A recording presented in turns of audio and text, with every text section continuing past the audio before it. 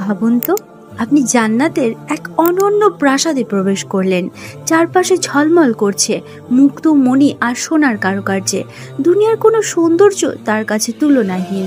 সেই প্রাসাদে আপনার জন্য অপেক্ষা করছে হুর, যাদের আল্লাহ বিশেষভাবে সৃষ্টি করেছেন জান্নাতবাসীর সঙ্গী হিসেবে। তাদের সৌন্দর্য, তাদের কোমলতা, তাদের লাজুক দৃষ্টি সব কিছুই আপনার জন্য। আপনি চাইলেই সেই হুরদের সাথে জান্নাতের সবুজ বাগানে হাঁটতে পারবেন। এখানে থাকবে না কোনো ক্লান্তি, থাকবে না কোনো মানবিমান বা দুঃখ। প্রত্যেক মুহূর্ত হবে আনন্দ, শান্তি আর ভালোবাসায় পূর্ণ। এমনকি হাদিসে আছে জান্নাতের প্রতিটি বৈধ ইচ্ছা আল্লাহ পূর্ণ করবেন, কোনো কিছুই অসম্পূর্ণ থাকবে না।